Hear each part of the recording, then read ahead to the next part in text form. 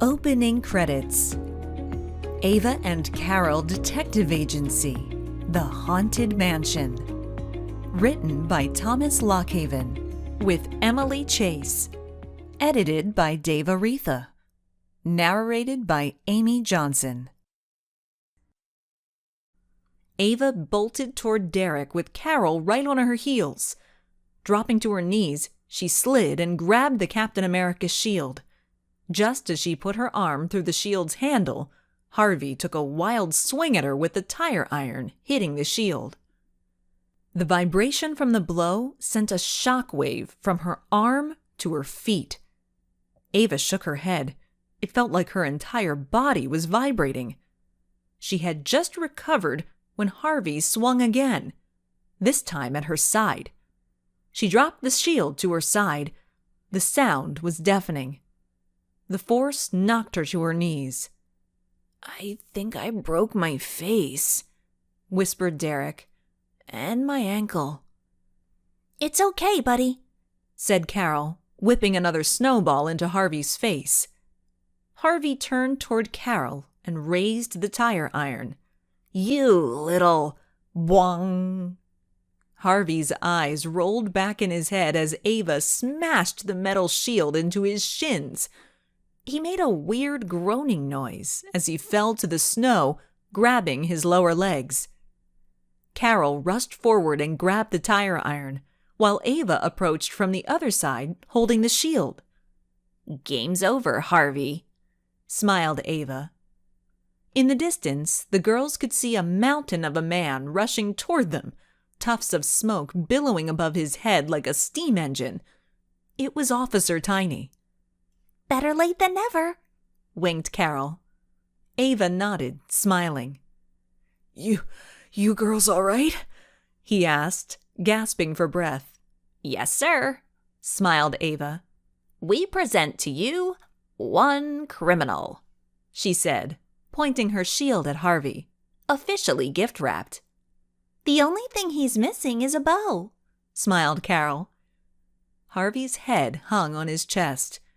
In the distance, a snowmobile appeared over the ridge of the ravine, speeding toward them. A blue light flashing on the front. "Blue light," whispered Derek, pointing at the snowmobile. "That's right," smiled Carol as she helped him sit up. "Blue light." "Is he okay?" asked Officer Tiny as he handcuffed Harvey. "I think he may have broken his ankle," said Carol. "And my face," mumbled Derek. "And his face, too," nodded Carol, gently brushing the snow off his Captain America mask. Detective Edwards and Officer Davis roared up on a red snowmobile, sliding to a stop beside the old Toyota. "Ava," called out Detective Edwards, leaping from the snowmobile. "You guys okay?" "Better than him," said Ava, pointing at Harvey. "We seriously messed up his vacation plans." "Derek may have a broken foot and a horribly bruised ego," Carol added. "Officer Davis, if you could—" Detective Edwards prompted. "I'm on it, sir," she called out as she hurried over to Carol to help her with Derek. "We'll get you over to Emerson ASAP, Mr. America." "Captain," groaned Derek, smiling. "It's Captain." "Lieutenant Norris is on the way to the butcher house right now to see if his team can locate the stolen goods," said Detective Edwards. "Yeah, about that. I'm sorry, but I'm afraid the stolen goods aren't there anymore," said Ava, putting on her saddest face. "What?" said Detective Edwards, instantly serious. "Are you sure?" Ava nodded. "They were sending the stolen goods out of the country. But if you were to open that trunk—" She smiled, pointing at the Toyota. A huge smile filled Detective Edwards' face. "Ava Clark, I don't know what I'm going to do with you." Officer Tiny tossed Detective Edwards a set of keys. The detective looked at the keys for a second and then handed them to Ava. "Here, You do the honors." Ava turned and tossed the keys to Carol. "This was all Carol's plan," smiled Ava. "This is her moment." "Thanks, Aves," said Carol, taking the keys. She unlocked the trunk and then, struggling, placed the heavy bags on the ground in front of her. Everyone gathered around her as she unzipped the first duffel bag.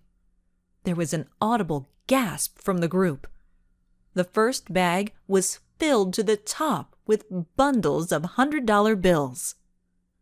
"The bank's money," she whispered giddily. She pulled the next bag closer and unzipped it. "Whoa," she whispered, as hundreds of diamonds sparkled like stars in the moonlight. Carol looked up and smiled at the group gathered around her. It was going to be a happy Christmas after all. Chapter 20. Not Again.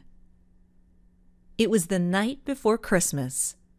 A giant white moon hung in the sky. Wispy dark clouds like pulled taffy raced across the sky. In the darkness of the forest, evil lurked. Ethan shivered and looked at his phone. Where is he? He wondered. He had received an urgent text from Kevin Chen. "Meet me at the butcher house. There's something you've got to see." Ethan stood at the top of the driveway. There was no way he was going any closer to that creepy old house alone. He pulled off a glove and held it in his teeth while he texted Kevin. "Where are you?" He whirled around. What was that? Did he hear a stick snap? "Kevin, is that you?" he yelled out, his voice shaking more than he would like. A light flashed on in the butcher house. Ethan crouched down behind a small brick column at the end of the drive. He dared to sneak a look. It was an old man, standing at the window staring directly at him. Suddenly there was a scream and a loud thrashing in the woods. He stood to run, but his feet wouldn't move. There was another scream, and then Carol appeared. Her jacket and pants were ripped. She was trying to run, but it looked like her leg was injured. "Help! Help!" she cried out, falling into the snow. Then Ethan saw it. His breath caught in his throat. It was a headless monster. A shrill, mind-numbing scream escaped Ethan's mouth. The headless monster turned toward him. Ethan's feet felt like lead, like in a dream when you can't run. "No, no, no!" shrieked Ethan, backpedaling as the monster drew closer. He closed his eyes and stepped backward, tripping over a tree branch, falling hard onto his back. "No!" he screamed, crossing his arms across his face. And end scene. "That's a wrap, guys," called out Ava. What's going on?" asked Ethan, sitting up, completely confused. "First," said Ava, moving her phone from person to person, "I'd like to thank Carol for playing the scared kid. You were brilliant." Ava smiled. "Thank you," said Carol, bowing. "Kevin, masterful," praised Ava. "That's all I can say." "I felt like I was one with the monster," he smiled. "It showed," laughed Carol. "Truly a moving performance." Derek hobbled up the driveway toward the group, his foot in a cast. "Derek, you did a phenomenal job as the old man." "Thank you," smiled Derek, holding up a rubber mask. "And lastly," said Ava, whirling back to Ethan, "I would like to thank you for your role as the frightened bully. You were flawless."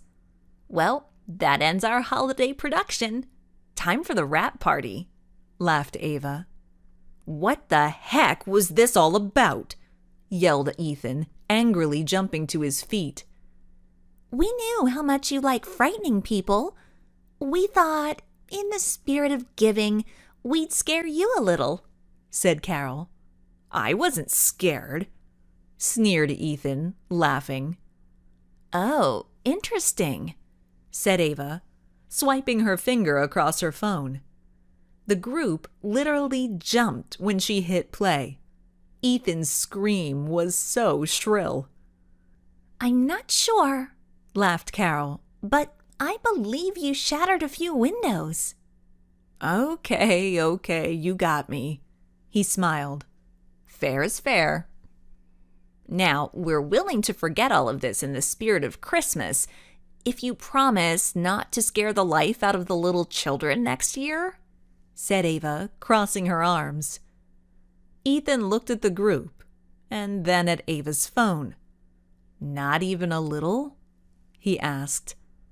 The group looked at each other and smiled. "Hey, we're not Scrooges," smiled Derek. "We're talking about within reason." "Okay, I promise. I promise only to scare children within reason," said Ethan, holding up his hands in surrender. "Okay, that's that. Moving on," smiled Ava. "My mom's catering the wrap party at my house, steaming hot cocoa and her famous homemade sugar cookies." "You had me at sugar," smiled Derek. Carol turned, looked at the butcher house, and smiled. They had turned a horrible story into a positive one. They had captured the thieves and found the money and the diamonds. She threw her arms over Ava and Derek's shoulders and began belting out, "We wish you a Merry Christmas." The group laughed and sang at the top of their lungs. It was a perfect night. As they arrived at Ava's house, Ethan gathered everyone into a close circle. "Thank you guys for being so cool. And one other thing." He leaned in and whispered, "You guys want to hear a scary story?"